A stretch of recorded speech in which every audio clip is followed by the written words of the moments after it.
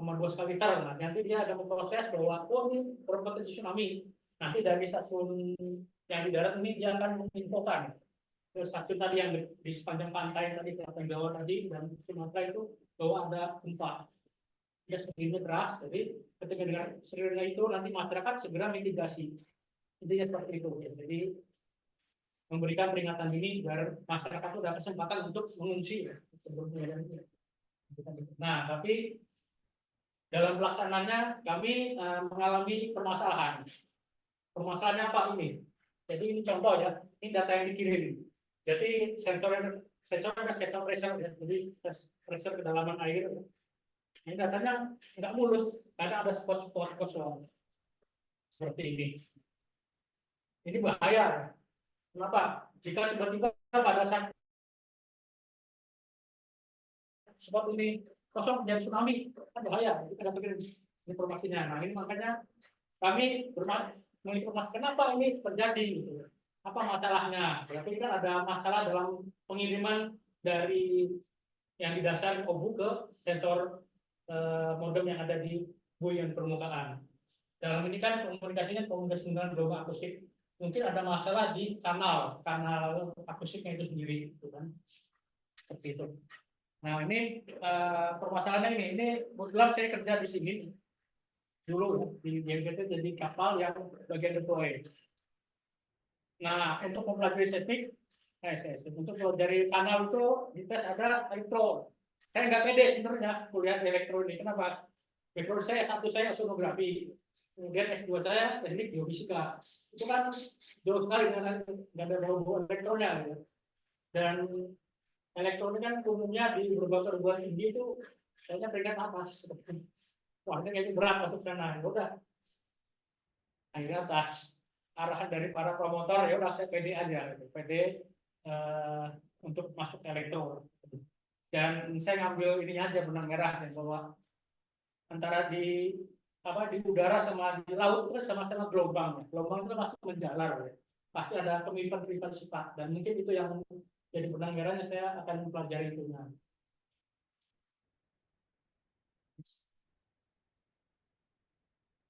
Jadi ini mungkin agak seriusnya dikit. Jadi kalau gelombang akustik ini cirinya ada 3 ya. Yang umum paling utama. Yang pertama atenuasi. Jadi dia akan nurut dan dia meningkat, atenuasi akan meningkat terhadap frekuensi. Jadi makin tinggi frekuensinya, jadi frekuensi paling rendah makin tinggi saja, atenuasi akan makin besar juga, jadi meningkat seperti itu. Di samping terhadap jarak juga terhadap frekuensi. Kemudian ada juga multipart proses pantulan gelombang. Jadi ini contohnya ya. Jadi multipart bisa terjadi di perairan dalam dan perairan dangkal. Nah, perairan dangkal ini misalkan ini permukaan air dan ini adalah dasar lautnya ya. Nah di sini gelombang ketika ini transmit ini receive ya. Dia kan ada yang langsung dan juga ada yang dipantulkan. Dipantulkan permukaan, dipantul masuk ke dasar, dipantulkan lagi oleh dasar laut, misalnya berulang kali. Ada yang sekali macam-macam.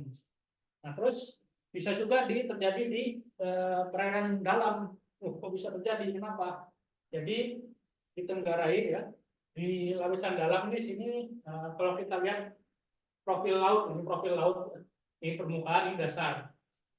Jadi kalau lapisan ada istilahnya ini profil temperatur ya. Profilnya seperti ini. Bagian awal ini namanya mix layer.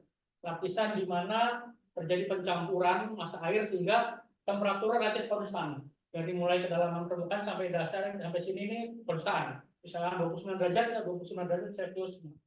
Nah, terus ada lagi lapisan thermocline. Thermocline itu di mana temperatur dia berkurang secara drastis terhadap kedalaman. Jadi grafiknya seperti ini. Jadi misalkan dari 29 derajat tiba-tiba dia turun sampai misalkan 7 derajat Celcius. Itu kan drastis itu. Makanya grafiknya seperti ini. Dan ada lagi lapisan deep layer. Deep layer ini lapisan seperti mix layernya di dasar, jadi ya relatif konstan terhadap kedalaman. Nah terus ini profil kecepatan suara ya. Kecepatan suara di laut. Kecepatan suara ini fungsi daripada temperatur, salinitas dan kedalaman juga. Profilnya seperti ini. Jadi dia pertama naik terus turun, pada titik tertentu dia akan naik lagi, meningkat lagi. Dan di sini ciri daripada gelombang propagasi akustik ini dia kecepatan suara itu rata-rata rendah. Berarti kisarannya 1.500. Jadi 1.500 kurang sampai 1.500 lebih. Kalau di 1.500 biasanya daerah tropis. Kalau daerah yang subtropis atau lintang tinggi lagi itu kurang dari 1.500. Nah, di sini saya mau cerita tentang yang ini. Kenapa di laut dalam juga ada gelombang yang di multipath seperti itu. Jadi di sini karena ada namanya kanal suara. Jadi ketika gelombang ini terjebak di sini, diwacanakan di sini, jadi dia membentuk semacam kayak dinding. Jadi seperti dinding, akhirnya dia akan terperangkap di sini. Dan cuma ada kelebihannya. Katanya penelitian terakhir menunjukkan ketika kita masukkan suara di sini ya, ketika kita menemukan kanal suara ini, dia akan ditransmisikan sampai ribuan kilometer. Jadi nggak perlu pakai kabel, nggak perlu apa lagi. Dan ketika kita ambil pasang alat rekam saja kan nyampe, asal ketemu kanal ini. Jadi seperti itu. Dan kemungkinan kenapa tadi rekaman data yang apa namanya data Boy tadi putus nyambung ya, itu mungkin karena ada seperti ini ya. Jadi ketika dia menembus lapisan termoklen dia terhalangi seperti itu kurang lebih. Jadi seperti itu kurang lebih. Lapisan ini kanal suara di lapisan termoklen ini kan lapisan termoklen. Ini kan lapisan termoklen. Gitu. Dan ini pasti di semua perairan beda-beda. Jadi nggak seragam. Nggak misalkan semuanya kedalaman 100 nggak seragam. Nah ini, jadi kalau kita pengen tahu, kita harus tahu pengetahuan tentang kanal itu sendiri ya. Kanal di laut seperti apa sih? Nah, ini kalau secara matematis, kalau bikin model seperti ini. Jadi misalkan ada suara yang memasuki suatu kanal, ya. Jadi di sini kanal, di dalam kanal pasti selain ada sinyal juga ada noise, ya, ada noise. Maka keluarannya itu adalah berupa konvolusi, ya, konvolusi antara sinyal itu sendiri dengan interlinear yang bervariasi terhadap waktu ditambah dengan noise-nya. Seperti itu, Pak. Dan kemudian cat loss atau atenuasi ya. Ini dia tuh bergantung pada atenuasi, ini bergantung pada L ini jarak ya, dan F frekuensi. Jadi sama juga dengan jarak dipangkatkan dengan K. K ini faktor penyebaran gelombang dan A ini koefisien absorpsi. Ya. Seperti itu. Ini kalau dibentuk dalam bentuk logaritmik seperti ini. Ya. Saya rasa mungkin sama ya dengan yang di antena itu. Ini kan ada unsur ini ya. Ya, sama dan juga ada unsur frekuensi. Dan koefisien absorpsinya ini seperti ini rumusnya logaritmik dan dia merupakan fungsi daripada frekuensi itu sendiri. Jadi di sini jelas bahwa atenuasi adalah fungsi daripada jarak dan frekuensi. Nah, mengenai pengukuran uangnya sendiri ya. Nah, mungkin cerita sedikit pengalaman kami kemarin tahun 2022 ya. Jadi kami langsung ngambil data di perairan Selat Madura. Selat Madura itu di sini ya, antara Pulau Jawa dan Pulau Madura, tepatnya di sini. Jadi ini ya jembatan Suramadu ya. Kita ngambil data dari jembatan Suramadu sampai kurang lebih depan monumen Charles V. Jayamahe itu ya. Patung Angkatan Laut ya. Sudah utara itu. Nah, kami menggunakan ini dua perahu lokal. Jadi kita gunakan perahu lokal, kita sebut perahu transmitter dan perahu receiver. Jadi sumber sinyal dan penerima. Nah, di perahu tersebut kita lengkapi dengan perangkat yang pertama ya di perahu transmitter ya. Di sini ada dua sistem transmitter dan sistem receiver. Di sini untuk yang transmitter peralatan utama adalah speaker. Jadi speakernya speaker biasa ya, cuma dia dump air. Jadi anti air ya. Speaker dan di sini ada kasih penguat amplifier dan sumber sumber dayanya adalah pakai baterai yang kita inverternya berubah dari DC ke AC ya. Dan laptop ini fungsi untuk mengenerate sinyalnya sendiri ke speaker. Kemudian di perahu ini juga kita pasang sistem receivernya. Jadi di sini utamanya receivernya alatnya adalah hidrofon. PON, namanya PON berarti dia merekam, mendengar ya. Fungsinya dia mendengar seluruh sinyal yang masuk. Nah, dia sini dilengkapi dihubungkan dengan soundcard yang untuk merubah data dari analog menjadi digital ya. Nanti terekam dengan mini komputer Raspberry, dan di sini ada kita pakai apa namanya baterai juga. Ini karena tegangannya 12 volt, sedangkan Raspberry ini dia tegangannya 5 volt, makanya perlu ada trafo, jadi belum tegangan. Dan di sini juga butuh komputer untuk merekam data dan sekaligus display daripada hasil perekaman itu sendiri. Nah, sementara untuk yang di perahu apa receiver ya, sama peralatan tadi ada sistem receivernya, jadi ada hidrofon dan juga ada soundcard, sama di situ sama. Nah, cuma di sini ditambah dengan sistem positioning. Positioning di sini ada antena GPS untuk menentukan posisi lintang tujuh atau geografis X, Y, dan juga ada transducer untuk mengukur kedalaman. Jadi kita tahu posisi bintang bujur dan kedalaman perairan itu. Dan kita juga menggunakan peralatan untuk mengukur sound velocity. Jadi kita mengukur berapa nilai kecepatan suara di perairan itu sendiri. Nah, ini spek hidrofonnya yang kita gunakan. Hidrofonnya bentuknya tabung kecil ya. Tabung kecil, dia tuh tingginya tuh 4,5 cm. Jadi kecil sekali ya. Dan diameternya itu 2,5 cm. Jadi alatnya kecil ya, kecil banget. Dan dia punya spek frekuensi yang dia bisa direkam mulai dari 10 Hz sampai dengan 100 kHz. Dia mampu merekam data secara omni seluruh arah ya. Dan dia operasional depth-nya itu di bawah 80 meter. Jadi hidrofon ini macam-macam ya. Jadi ini sebenarnya bukan hidrofon yang saintifik ya, cuma karena kebutuhan yang ada ini kita pakai yang ini.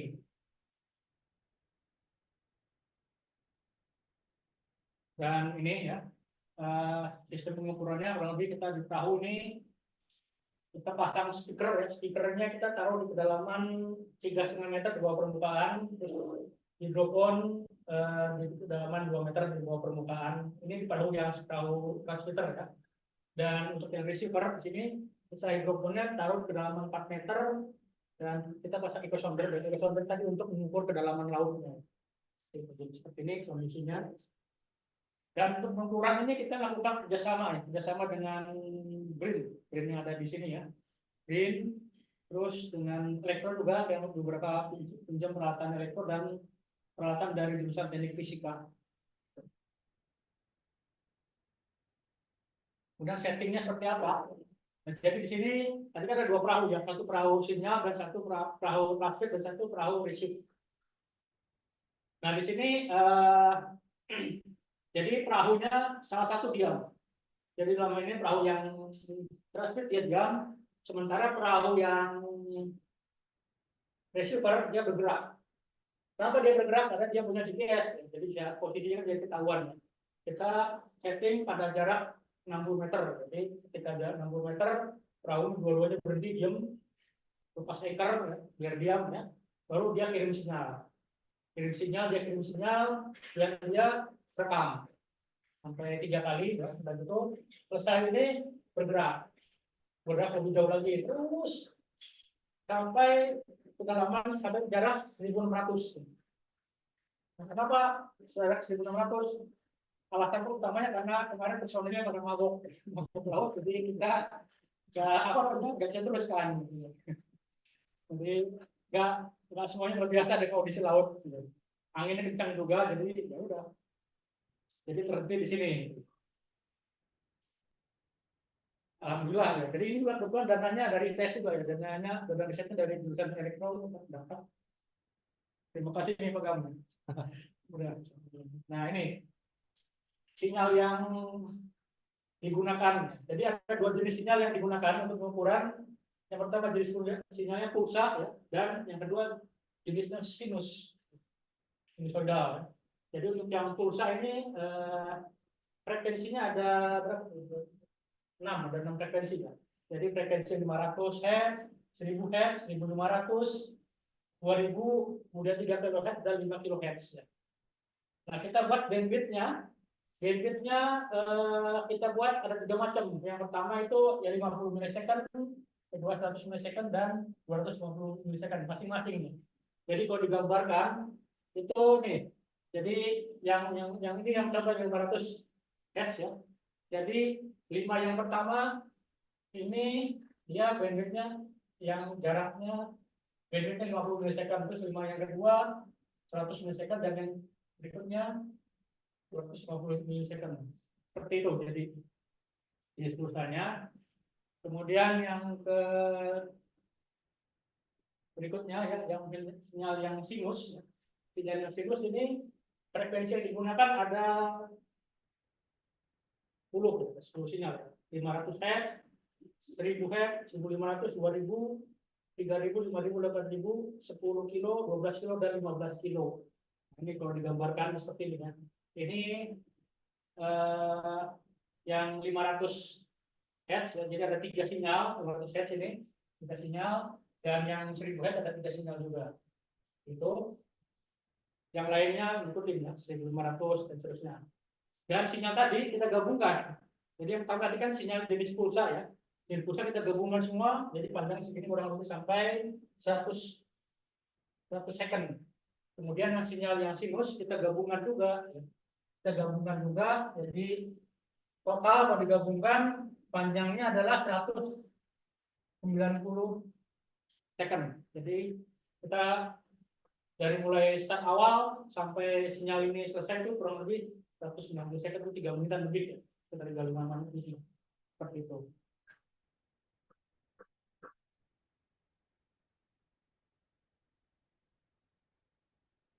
Nah, ini kita kelihatan nggak?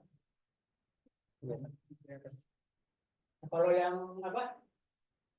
Yang pulsa ini gambar spektrogramnya ya, dari spektrogram rekaman sini berupa titik-titik ya, titik-titik. Tapi ketika sinyal yang berbentuk sinus dia belum kelihatan garis-garis. Lebih jelas ini sesuai dengan itunya.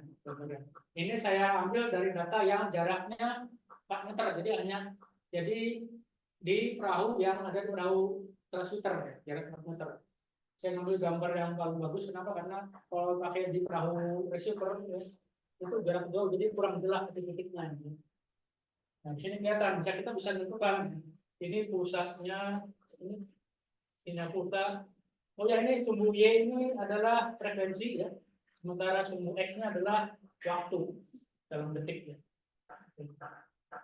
Jadi kelihatan bisa kita dari data spektrogram kita bisa melihat data-data yang terekam dalam spektrogram. Data yang terpancarkan ini yang sinus juga kelihatan, jadi berurutan seperti itu. Sesuai, jadi nggak menyalahi. Dan ini kalau kita tampilkan dalam FFT yang 3 dimensi ya. Ini magnitudenya, ini waktu, ini frekuensi. Di sini kelihatan. Tadi kan ini sinyal yang 15 kHz ya. Kelihatan kan? Yang 12 kHz, yang 10 kHz, 8 kHz, 5. Untuk yang frekuensi rendah ini kurang jelas. Kenapa? Ini karena noise ya. Noise-nya lebih banyak di frekuensi yang rendah. Jadi noise-nya lebih tinggi daripada sinyal itu sendiri, makanya dia kurang jelas. Ini sinyal yang terekam ya, kalau dalam bentuk time domain kan kurang lebih seperti ini. Jadi tampilan kalau kita dalam 2D-nya, jadi kelihatan kan puncak-puncaknya ya pada masing-masing frekuensi ini.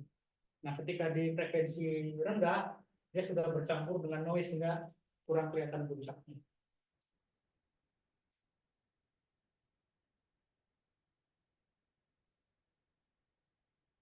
Jadi ini, saya coba membandingkan data yang terekam. Kan tadi terekamnya ada 2 ya, yang di perahu transmit dan perahu receive ya. Yang di perahu transmit itu kan jaraknya 4 meter. Sementara yang di perahu receive itu jaraknya berubah kan ya, berubah. Nah, di sini gambar yang garis putus-putus. Ini data yang di perahu transmit jaraknya 4 meter. Jadi ini jarak. Jadi pada waktu yang bersamaan ini jadi jarak 4 meter pada ini pengukuran pada saat jarak perahunya itu 60 meter. Dan ini data yang terekam di perahu receiver dan ini data yang direkam dari perahu transmitter. kebalik ini transmitter, ini receiver ya. Terus di sini kelihatan ya, sampai dengan pada jarak 1.600 itu yang di perahu transmitter rekam terus kan, karena dekat jaraknya ya, jadi nggak ada gangguan kan, dalam perjalanannya nggak ada gangguan, makanya dia terekam semua. Tetapi ketika jaraknya makin jauh, nggak usah jarak jauh dulu deh, pada frekuensi aja ya, pada frekuensi kurang dari 3.000 Hz, ini yang untuk yang sinyal pulsa, ini contohnya sinyal pulsa ya, dia udah nggak terekam sinyal pulsa karena noise-nya tinggi. Ini padahal pada saat kita berhenti itu mesin kapal udah matiin, mesin perahu udah mati kan, jadi sudah nggak ada noise sebenarnya, noise kapal itu sendiri ya. Kita juga harus berhenti, nggak ada suara, nggak ada apa-apa. Jadi ketika ada kapal lewat, ukuran stop dulu. Jadi pernah kita lagi mengukur, tiba-tiba perahu lewat, akhirnya pulang. Jadi kita menghindarin noise dari luar lah. Jadi biar ternyata seperti ini. Jarak 4 meter aja ini udah nggak terekam di frekuensi yang rendah itu, frekuensi kurang dari 3.000 itu. Dan dari sini ini jarak 60, ini 135, 500, 160, 500. Dan ini yang paling jauh, jadi kelihatan ya. Di sini untuk yang sinyal yang pulsa ya, jadi jarak 600 meter itu dia udah nggak bisa merekam. 600 meter dari mana? Oh yang ini dari sini ya. Ini 600, ini 1.500, 900. Jadi udah nggak merekam lagi ya, terlalu jauh, udah jauh. Dan kecenderungannya dia meluruh. Jadi ini kan kelihatan ya, pada makin tinggi frekuensi dia amplitudenya berkurang, jadi dia turun dan konsisten ya pada jarak berapapun ya konsisten. Kurang lebih ini dari sinyal pulsa ya. Sementara untuk yang sinyal sinus, sini kelihatan sinus, sama ya. Ini yang titik-titik merah ini yang terekam di perahu transmitter, jaraknya 4 meter. Sementara yang biru ini berubah ya. Ini jarak 60 meter, ini jarak 120 meter, 135, 160, ini 500, ini 600 meter, ini 900 meter, ini 1.500, dan ini 1.600. Sini kita bisa lihat ya, pada jarak yang pertama yang kita lihat ini. Jadi pada untuk yang sinyal sinus ini di bawah frekuensi 2000 ya, ini 2000 kilo ya, 2000. Ini dia udah nggak merekam, padahal jaraknya dekat. Nanya 60 meter dia udah nggak mampu merekam data. Mampu merekam data. Dan yang kedua, ini kan jarak, ini ada jarak ya. Dia makin tinggi jarak, ininya makin luruh. Gelombangnya amplitudenya kelihatan jarak ini makin tinggi ya, makin lebar. Jadi ketika jaraknya bertambah, ininya makin lebar. Jadi di sini kelihatan memang bahwa semakin bertambah jarak, maka gelombang akan mengalami peluruhan, ada loss mengalami peluruhan selain daripada frekuensi juga ya, makin tinggi frekuensi kan, ini frekuensi dari 2000 sampai ini makin turun kan, jadi frekuensi mengalami gelombang mengalami peluruhan. Dan hasil ini selanjutnya nanti akan dibuatkan model. Jadi kita perlu, jadi penelitian mengenai akustik bawah air ini belum banyak di Indonesia ya. Jadi berdasarkan apa yang pernah saya baca ini belum ada model propagasi kanal di perairan tropis. Di Indonesia perairan tropis ya. Makanya nanti harapannya ini jurnal yang pertama saya, jadi saya telat. Mungkin teman-teman harapan saya nanti saya bisa dari data ini kita membuat model propagasi kanal kayak gimana khusus untuk perairan tropis seperti itu. Mungkin ini saya seperti ini presentasinya, dan selebihnya ini hanya kegiatan di pada saat pengukuran ini teman-teman, jadi kelihatan sekali ya, alami lah perhatian berantakan gitu. Karena kita ya apa namanya istilahnya tuh puso ya, langsung datang langsung misal hanya sehari beres, pagi misal siang selesai pulang, apalagi ketika gelombang tinggi udah pulang gitu kan. Mabok. Dari sekian ini yang mabuk yang mana coba? Nah ini orang-orangnya. Nah, ini teman-teman dari BRIN. Ada tuh salah satu mahasiswa kan yang kenal ya, Mbak Uli, enggak? Mbak Leli. Ya, Mbak Leli itu juga ikut gabung di sini. Mungkin ini yang saya sampaikan. Mudah-mudahan ngerti. Enggak ngerti. Terima kasih, Pak. Oke, terima kasih Pak Radian. Silakan kalau ada yang bertanya. Oke, Pak Robun, silakan Pak. Terima kasih atas kesempatan yang diberikan kepada saya. Mungkin ada beberapa pertanyaan ini. Banyak. Yang pertama tentang bui tadi Pak. Mendeteksi tadi kan untuk mendeteksi tentang adanya gempa di sekitar itu. Yang saya tanyakan dalam pendeteksi buinya itu dari objek yang tempatnya gempa kira-kira jarak maksimalnya berapa.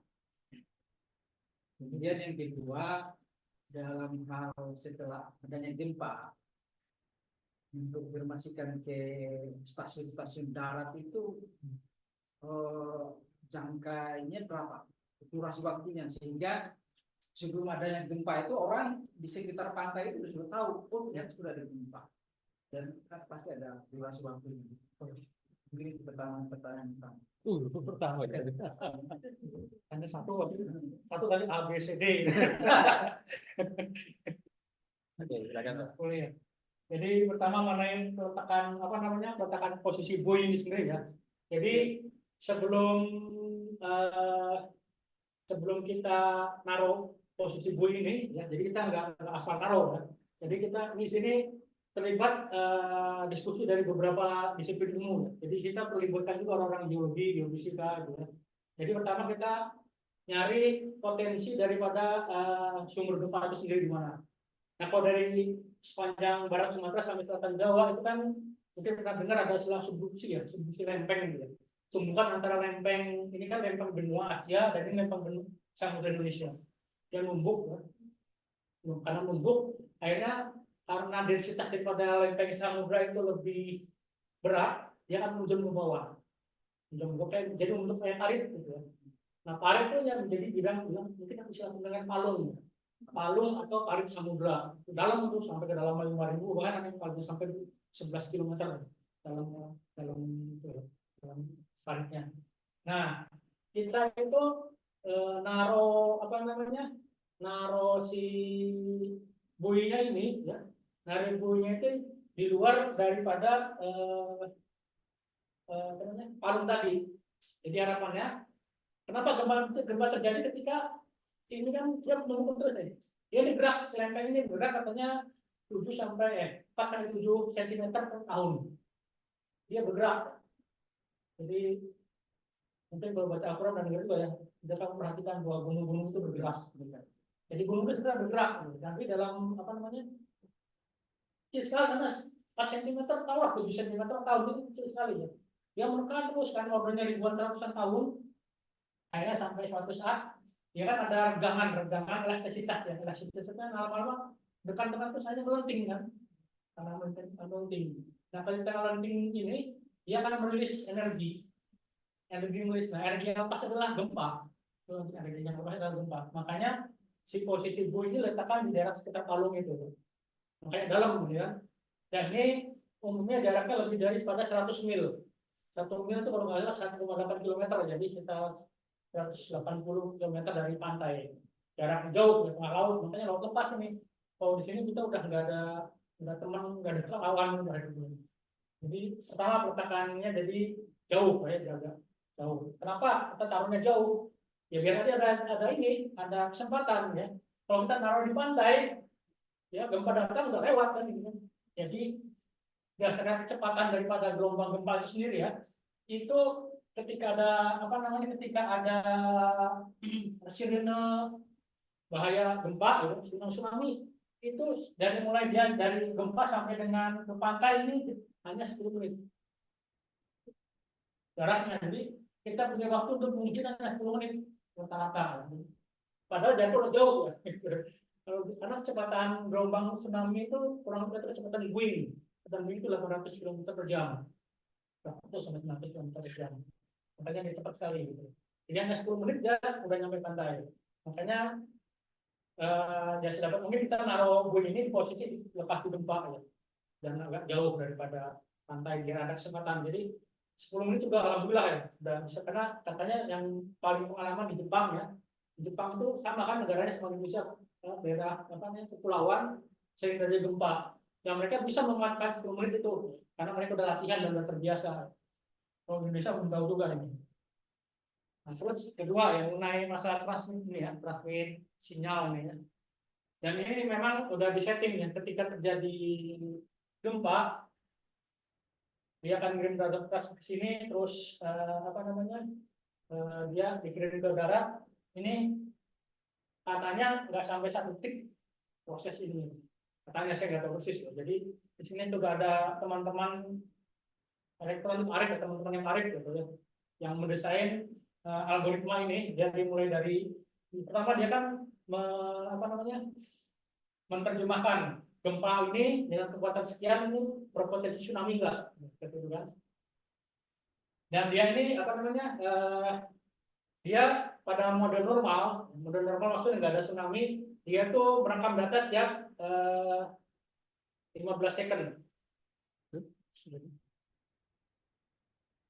Jadi dia ada data tiap 15 second, tapi dikirimnya setelah 12 jam.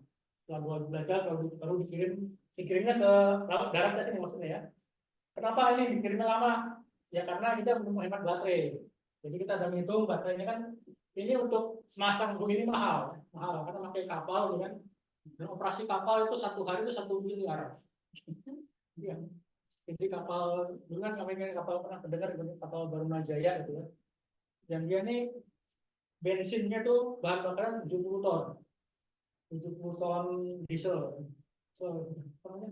Kapal solar ya, kapal khusus. Kapal survei ya kapal ini. Nah, untuk deploy ini jadi Segitu ton itu untuk berapa kilometer, Pak?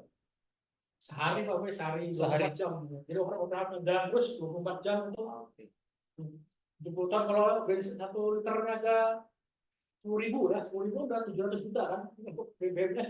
Padahal seringkali berlayar sampai berhari-hari kan? Iya Pak. Jadi kalau sekali ini harus buang uang gitu. Bakar uang kalau kita layar jauh dengan kan miliaran. Makanya ini jadi untuk karena tiap tahun diganti, jadi kita replace baterainya. Jadi kadang kalau kita ini setahun sekali ini diangkat, diganti dengan buoy baru. Katanya ini juga obunya kan ada baterainya, baterai diambil ganti lagi seperti itu. Jadi operasional mahal, makanya kita setting tadi merekam datanya itu ngirimnya tiap 12 jam. Nah tapi ketika apa namanya mode tsunami, ketika apa namanya ya merekam data ada tsunami, dia pengirimannya cepat, setiap menit dikirim. Ini dikirim dan selama 1 jam ada. Jadi kan biasanya gempa itu yang paling parah yang pertama kali gelombang primer. Selanjutnya gelombang ada berikutnya gempa berikutnya kan itu lebih kecil. Jadi hanya 1 jam. Kurang lebih seperti itu Pak.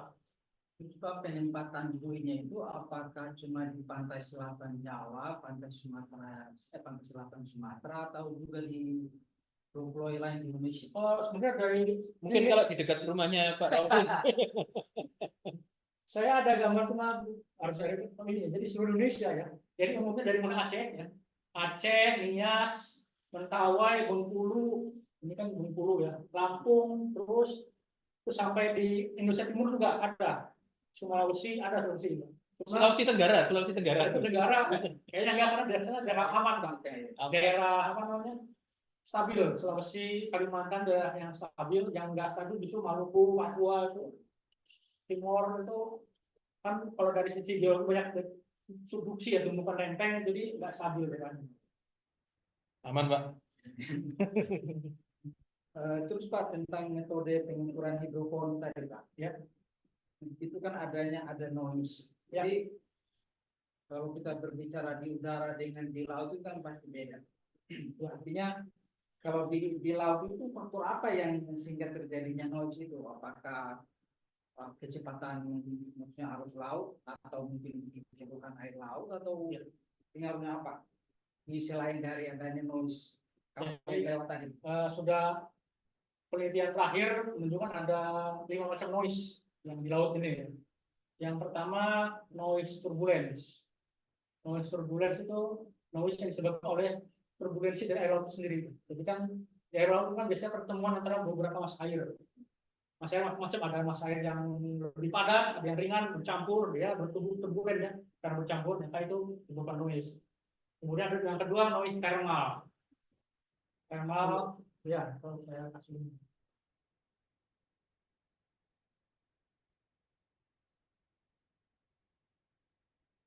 Ini dikeluarin paper yang baru mau akan.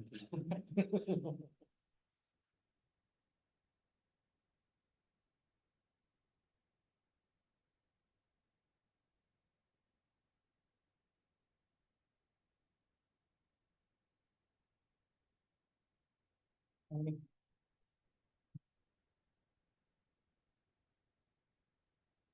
Ya. Ya, nah ini noise-nya. Jadi noise sudah mungkin nanti pertemuan berikutnya Pak ya, ini kan ada noise ini, nggak apa-apa sekilas ini. Saya dijabarkan pagang itu masalah noise ini ya. Jadi noise-nya ini noise turbulen tadi ya, percampuran massa air, warna ship. Jadi ketika ada kapal lewat, mau kapal ya entah. Jadi nggak cuma kapal, sebenarnya juga orang berenang, ya, berenang itu lewat juga masuk di sini kategori noise ship yang dijaga oleh kapal. Orang mancing juga kadang ya, misalkan ada ikannya lagi menggelepar, nah itu bisa bikin noise juga. Ini aktivitas yang ada di sekitar itu. Kemudian noise yang disebabkan oleh angin. Angin jadi ini kalau yang si hidroponnya itu di dekat permukaan.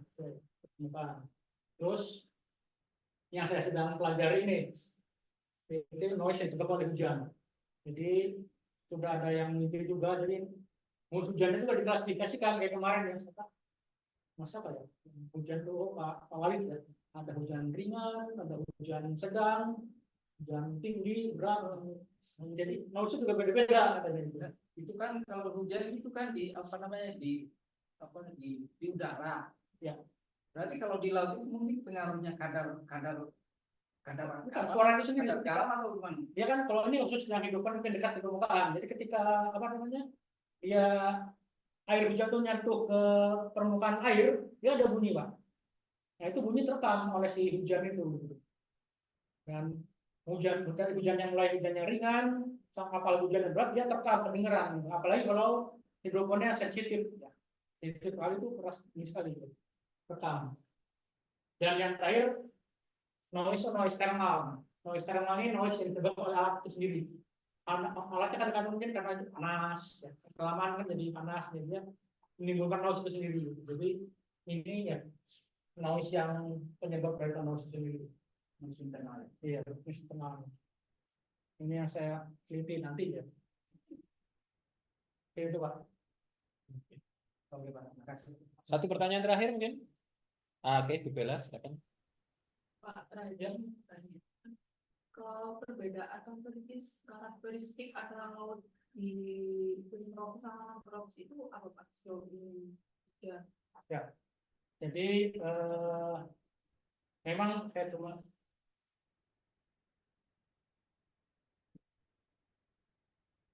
contoh aja ya, contoh. Jadi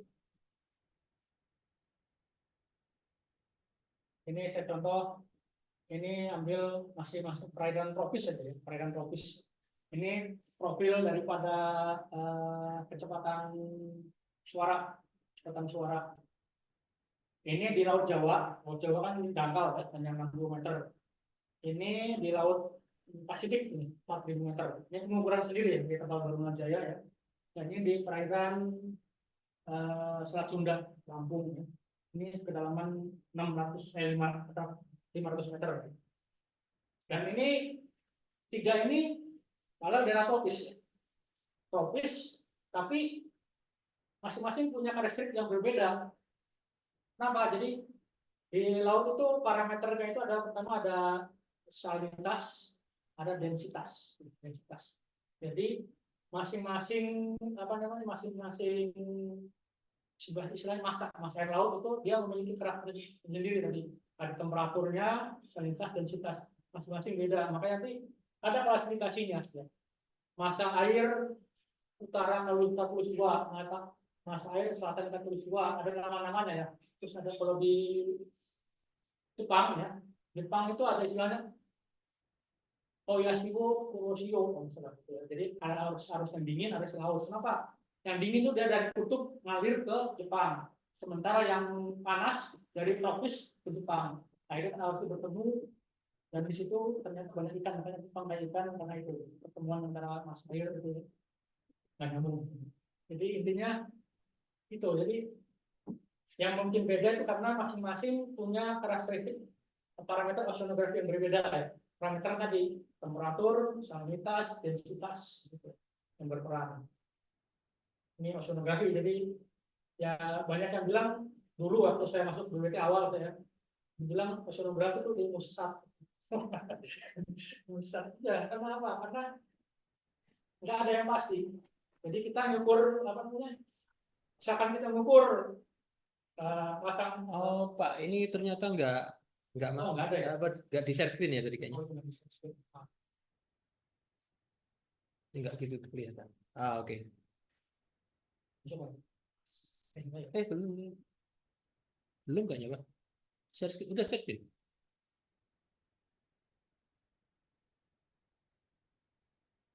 Ya. Ya. Ya. Nah, ini jadi